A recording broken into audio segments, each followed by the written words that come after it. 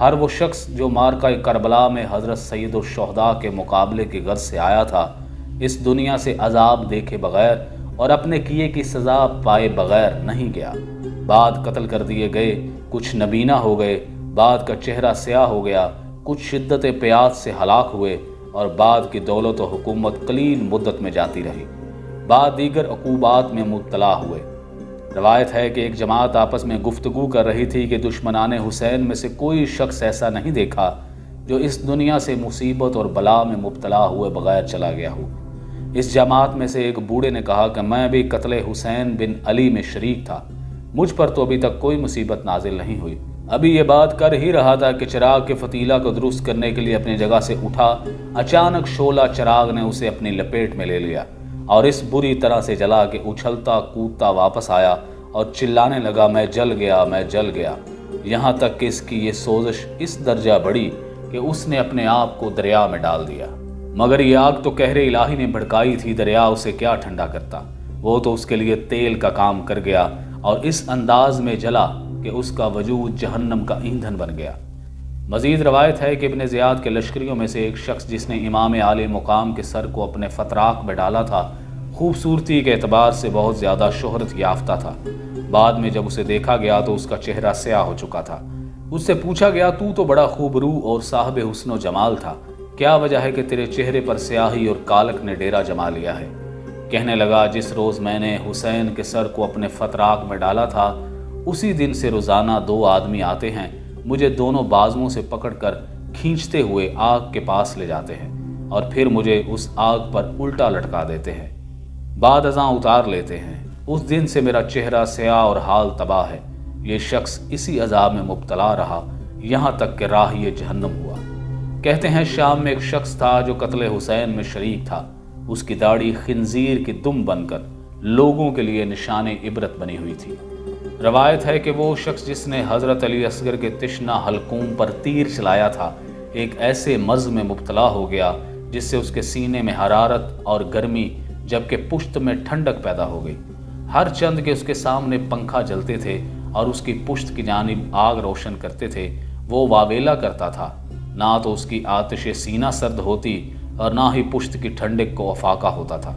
پیاس کی شدت اس درجہ بڑھ گئی کہ مٹکوں کے مٹکے پانی پی لیتا تھا اور پھر بھی العطش العطش کی صدائیں بلند کرتا تھا، یہاں تک کہ اس کا پیٹ پانی پی پی کر پھول گیا اور بالآخر پھٹ گیا۔ اسی عقوبت کی وجہ سے وہ جہنم واصل ہوا۔ یہ تھی ان لوگوں کے حالات کی مختصر سی جھلک جو معرکہ کربلا میں حاضر تھے۔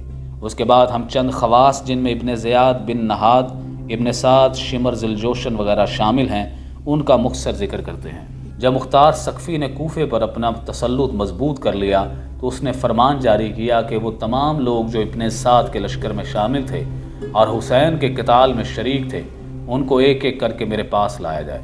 چنانچہ چند 100 لوگ لائے گئے، جن تمام کی گردنیں مار کر انہیں سولی پر لٹکا دیا گیا۔ مختار ثقفی نے اپنے خاص غلام کو حکم دیا کہ وہ ابن سعد کو حاضر کرے۔ حفص بن سعد حاضر ہوا۔ مختار نے پوچھا، تمہارا باپ کہاں ہے؟ بولا، گھر میں بیٹھا ہے۔ مختار نے کہا، اب وہ رے کی حکومت اور اس کے اختیارات سے دستبردار ہو کر کس طرح اپنے گھر میں بیٹھا ہوا ہے؟ اس نے قتل حسین کے دن خانہ نشینی کیوں اختیار نہیں کی؟ یہ کہہ کر حکم دیا کہ ابن سعد کا سر کاٹ لیا جائے اور اس کے بیٹے کو بھی قتل کر دیا جائے۔ اس کے بعد مختار ثقفی نے ان ملونوں کے سروں کو محمد بن حنفیہ کے پاس بھیج دیا اور حکم دیا کہ معرکہ کربلا میں ابن سعد کے ساتھ شریک ہونے والے باقی ماندہ لوگوں میں سے جس کو بھی پائیں قتل کر دیں۔ جن لوگوں نے یہ دیکھا کہ مختار ثقفی امام عالی مقام کا قصاص لے رہا ہے تو انہوں نے بصرہ بھاگ جانے کا ارادہ کر لیا، لیکن مختار ثقفی کے لشکریوں نے ان کا تعاقب کیا اور جو دستیاب ہوتے انہیں قتل کر کے لاشوں کو جلا دیا جاتا اور ان کے گھروں کو مسمار کر دیا جاتا۔ جب خولی بن یزید کو اسیر کر کے مختار ثقفی کے پاس لایا گیا تو اس نے حکم جاری کیا، پہلے اس کے دونوں ہاتھ اور پاؤں کاٹ دیے جائیں، پھر اسے سولی پر چڑھا دیا جائے، اس کے بعد اسے آگ میں جلا دیا جائے۔ اس طرح دوسرے لشکریان ابن زیاد جو دستیاب ہوئے انہیں دردناک انداز میں قتل کر دیا گیا۔ مختصر یہ کہ جب مختار ثقفی ابن سعد، شمر اور خولی بن یزید علیہم اللعنہ کے قتل سے فارغ ہو کر مطمئن ہوا تو ابن زیاد کے قتل کے در پہ ہوا۔ چنانچہ ابراہیم بن مالک اشتر کو سپاہیوں کی ایک جماعت کے ساتھ ابن زیاد کے مقابلے کے لیے بھیجا۔ جوں ہی ابراہیم موصل کی سرحد پر پہنچے تو ابن زیاد موصل سے 5 فرلانگ کے فاصلے پر واقع ایک دریا کے کنارے اپنے لشکر کے ساتھ مقابلے کے لیے تیار ہو گیا۔ صبح کے وقت طرفین میں مقابلے کا آغاز ہوا۔ شام کے قریب ابراہیم بن مالک اشتر نے ابن زیاد کے لشکر کو شکست دی۔ ابن زیاد کی شکست خوردہ فوج نے راہ فرار اختیار کی۔ ابراہیم اپنی فوج کے ساتھ ان کے تعاقب میں روانہ ہوئے اور حکم جاری کیا کہ مخالف فوج میں سے کسی کو بھی پائیں تو زندہ نہ چھوڑیں۔ چنانچہ ابن زیاد کے بہت سے ہمراہی جان سے گئے اور ابن زیاد بھی قتل کر دیا گیا۔ اس کا سر کاٹ کر ابراہیم بن مالک اشتر کے سامنے پیش کیا گیا اور ابراہیم نے اسے مختار ثقفی کے پاس کوفہ بھجوا دیا۔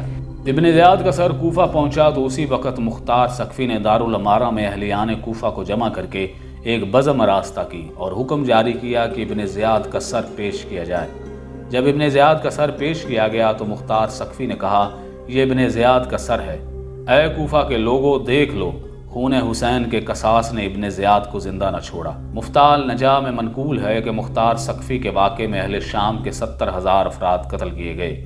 روایات صحیح میں مروی ہے کہ جب ابن زیاد اور اس کے دوسرے سرداران کے سر مختار ثقفی کے سامنے لائے گئے تو اچانک ایک سانپ ظاہر ہوا اور سروں کے درمیان سے گزرتا ہوا ابن زیاد کے سر کے قریب آیا اور اس کے ناک کے سوراخ میں داخل ہو گیا۔ کچھ دیر سر کے اندر رہا اور پھر منہ کے راستے باہر نکل آیا اور غائب ہو گیا۔ کہتے ہیں کہ اسی طرح یہ سانپ 3 مرتبہ ظاہر ہوا اور ناک کے سوراخ سے داخل ہو کر منہ کے راستے باہر نکل گیا۔ بالجملہ ابن زیاد، ابن سعد، شمر ذی الجوشن، عمر بن الحجاج، قیس بن اشس کندی، خولی بن یزید، سنان بن انس نخعی، عبداللہ بن قیس، حکم بن طفیل اور یزید بن مالک کے علاوہ دیگر اعیان یزید کو طرح طرح کے عذاب دے کر ہلاک کیا گیا اور ان کی لاشوں پر گھوڑے دوڑائے گئے، یہاں تک کہ ان کی ہڈیاں چور چور ہو